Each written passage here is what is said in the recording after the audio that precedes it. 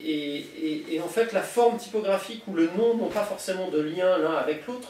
La preuve, puisque ce ne sont pas forcément les vrais dessins. Et en même temps, comment dire, de s'apercevoir qu'après des écrits, après des réflexions, les gens se posent des questions, essayent d'aller plus loin, essayent de retrouver les bons, avec justement la sortie du Garamond de chez Stempel, montre que chaque décennie apporte une nouvelle pierre à l'édifice du retour aux sources, en quelque sorte. On essaie de comprendre encore plus, on assemble nos connaissances, créateurs de caractères. Tschichold est l'un parmi d'autres, puisque après, quand Robert Slimbach, chez Adobe, par l'entremise de Summerstone, qui crée la section typographie, le département typographie chez Adobe, on voit bien qu'ils partent en Belgique pour essayer de retrouver les sources chez Plantin des Garamond, pour sortir le Garamond, qui est le premier caractère que va sortir Adobe. C'est une symbolique très forte. Adobe, c'est celui qui change toute l'ère de l'imprimerie avec le numérique, l'invention du PDF et du PostScript. Donc sortir du Garamond, ça a une haute valeur symbolique. Le Garamond est sorti en même temps que le Trajan. C'est toute l'histoire de la typographie à nouveau. Mais le Garamond Adobe, quand on le regarde bien, on sent qu'il est influencé par le sabon de Jan Tschichold. Donc on sent bien qu'à chaque nouvelle période historique, du fait de l'évolution technologique, la composition manuelle, la composition mécanique, linotype, monotype, le début de la photocomposition ou de multiples systèmes gérés admirablement par Tschichold et son sabon, un vrai travail de designer face à des problématiques différentes. Et après cette nouvelle entrée vers le numérique avec les Garamond de chez Adobe, on sent bien qu'à chaque fois, chaque étape, on retourne à cette référence comme un point important, comme on a besoin de rebaliser pour pouvoir à nouveau avancer. On retourne toujours à ça pour reconstruire quelque chose. Chaque fonderie, j'ai l'impression qu'elle est dans cette phase toujours de bon, je lance une fonderie, je vais baliser l'histoire et je commence par le Garamond. Je tourne en rond à force, mais... Tschichold, alors parlons-en, tu as travaillé, mais avant de nous parler de ton travail personnel sur le sabon Next, ton approche de la recherche de Jan Tschichold, tu l'as suivi de près, cette recherche, je crois. Pas en son temps, pardon. Mais, en lisant tous ces livres, souvent anglo-saxons, sur l'histoire de la typographie, notamment celui de Sébastien Carter sur la typographie au XXe siècle, je suis tombé, lorsque j'étais étudiant, que je dessinais mon premier caractère, l'Anji, encore à l'école, sur un sabon composé sur le chapitre sur Jan Tschichold. Et ce sabon, magnifique, j'ai observé, regardé, et il était plutôt bien composé par rapport à d'autres exemples, donc un bel abécédaire avec tout un tas d'éléments d'éléments typographiques qui vont avec le caractère, donc je l'ai observé pendant longtemps. À la même période, j'étais effectivement influencé par Hermann Zapf, comme sans doute beaucoup de jeunes créateurs, dans le sens où le fait du lien avec la plume, on arrive à sentir chez lui le passage de l'écriture à l'imprimé. Parce que Garamond, on est déjà dans l'imprimé, Janson, on est le passage entre le monde écrit et le monde imprimé.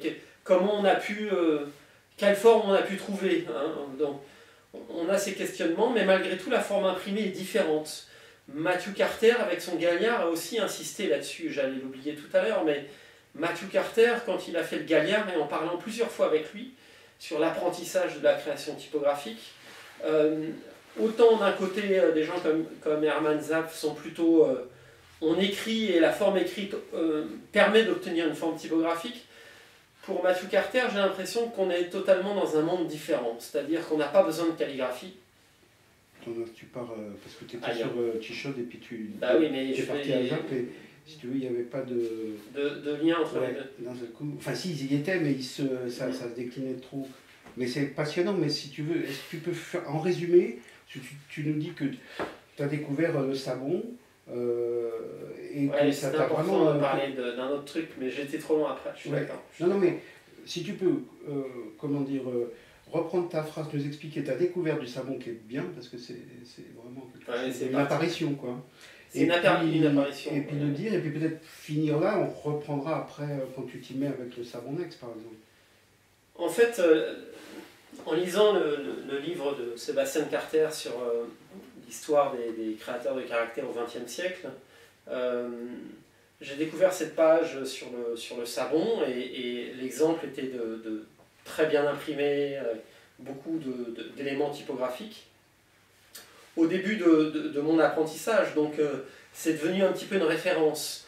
Mais une référence à mettre en parallèle entre le Garamond qu'on pouvait trouver dans les catalogues à la fois des Bernier Peignot avec le Garamond Peignot ou les catalogues de l'Imprimerie nationale, et puis évidemment les livres qu'on pouvait voir au cabinet des Poinçons, composés par Estienne et d'autres. On avait là une version contemporaine, mais par un maître de la typographie du XXe siècle. Donc forcément, ce n'est pas, contrairement au Garamond Stempel, le Garamond Stempel c'est un caractère de fonderie. Donc le Garamond Stempel, il n'a pas vraiment de signature. C'est la fonderie qui le publie. Peut-être qu'on connaît le nom de l'auteur, mais c'est la fonderie Stempel qui publie le caractère. On ne sait pas très bien pourquoi. Là, si on a un caractère qui est signé par un grand typographe, qui a un parcours très particulier, qui a commencé par dessiner du Grandjon à l'âge de 17 ans, qui a un parcours vers plutôt la nouvelle typographie, qui retourne aux sources, qui ne veut pas utiliser le Garamond parce qu'il n'aime pas le Garamond, il trouve que tous les Garamonds qui existent sont mauvais, il dessine le sabon, c'est un acte significatif. C'est un acte significatif, j'ai l'impression qu'il arrive souvent chez les créateurs, les graphistes qui dessinent des caractères typographiques. Ils veulent dessiner le caractère de leur vie. Chichol en a fait d'autres, mais c'est un peu la synthèse. On se demande pourquoi ils ne portent même pas le nom de Chichol à la limite, comme ça arrive pour d'autres créateurs.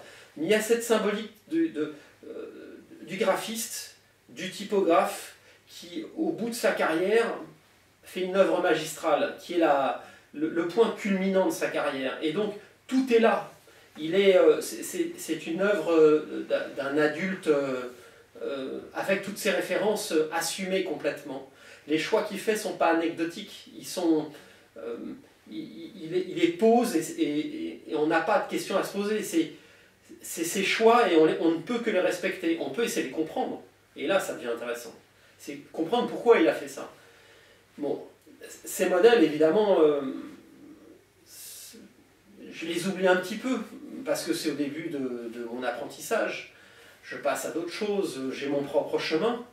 Mais en regardant, avec l'arrivée du numérique, des caractères comme le Adobe Garamond, en essayant de comprendre dans les différents catalogues de caractères numériques qui sont les vrais Garamond, des faux Garamond, là, en regardant le savon numérique, là je retourne à ces modèles du savon que j'avais découvert au début de ma carrière, mais qui n'étaient pas numériques. Et là je commence à me poser des questions, je me dis mais le Garamond Adobe est vraiment très bien dessiné en numérique, c'est une bonne reproduction, il y a une publication qui est sortie en même temps, la qualité y est, on retrouve Estienne, on retrouve Garamond, etc. Dans les autres, le savon y compris, on sent la pauvreté du dessin numérique. On sent qu'il y a quelque chose qui est parti quelque part. Et là, je commence à comparer le savon numérique, tel qu'on le trouve chez Adobe, encore une fois, et celui qui était imprimé sur dans ce livre de Sébastien Carter. Et là, je me dis, mais il s'est passé quelque chose entre les deux, il y a quelque chose qui ne marche pas. Ça force à aller comprendre pourquoi il y a quelque chose qui ne marche pas. Sans réponse pendant des années. Bravo. On peut parler après du savon Nex plus tard, mais c'est réellement comme ça. C'est du off, mais en fait, d'un seul coup, on voit des choses et on ne sait pas. on se dit mais il y a un problème.